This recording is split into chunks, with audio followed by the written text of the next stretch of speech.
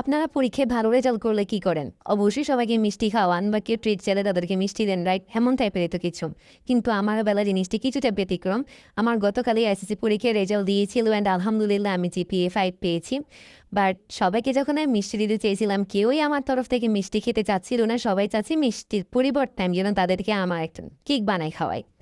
So আমি চিন্তা করলাম যে ওকে সবাই তো মিষ্টি খাওয়ায়, আমি না হলে ইউনিক কিছু একটা ট্রাই করে দেখি। আমি সেই জন্য ভাবলাম যে ওকে সবাইকে মিষ্টির পাশাপাশি কেকটাও দেওয়া যায়। সো সেই জন্য আমি এই কেকটা হচ্ছে যে বেক করি।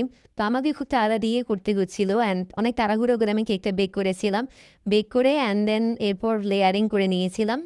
অ্যান্ড এই কেকটা ছিল আমার রিলেটিভসদের জন্য। এখানে 2 পাউন্ডের একটা কেক ছিল অ্যান্ড দেন পর আমি আরও 1 পাউন্ডের একটা বেক করেছিলাম। ওটার ভিডিও নেওয়া পসিবল হয়নি। আসলে খুবই তাড়াহুড়োর মধ্যে হচ্ছে কেকগুলো বানাইছিলাম। অ্যান্ড দেন এটার মধ্যে আমরা লেয়ারিং করে নিচ্ছি।